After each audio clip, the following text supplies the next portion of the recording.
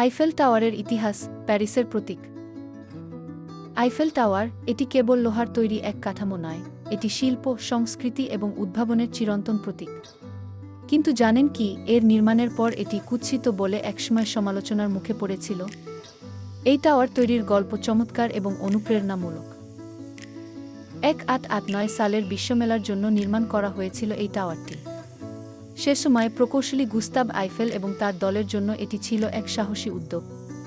সমালোচনাকে পাশ কাটিয়ে তারা গড়ে তুলেছিল পৃথিবীর সবচেয়ে উঁচু কাঠামো, যা আজও নিজের ঔজ্জ্বল্য ধরে রেখেছে। শুরুর দিনে শিল্পী এবং লেখকদের অনেকেই এই কাঠামোকে প্যারিসের চেহারার অপমান বলেছিলেন।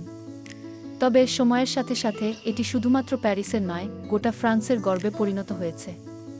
টাওয়ারটি এখন শিল্প ও স্থাপত্যের এক অসাধারণ উদাহরণ। আজ আইফেল টাওয়ার প্রতি বছর লাখো পর্যটকদের কাছে প্যারিসের মূল আকর্ষণ। এটি প্রেম, উদ্ভাবন এবং ঐতিহ্যের প্রতীক। টাওয়ারটি শুধু দেখা নয়, টাওয়ারের শীর্ষে উঠে দেখুন প্যারিসের অপূর্ব সৌন্দর্য। আপনার পরবর্তী ভ্রমণে প্যারিস এবং আইফেল টাওয়ারকে রাখুন প্রথমে। এটিকে এক নজর দেখলে আপনি ইতিহাস, শিল্প ও সংস্কৃতির মিলনকেন্দ্রের অভিজ্ঞতা পাবেন। তাহলে দেরি কেন? এই সৌন্দর্যের সাক্ষী হতে আজই পরিকল্পনা শুরু করুন।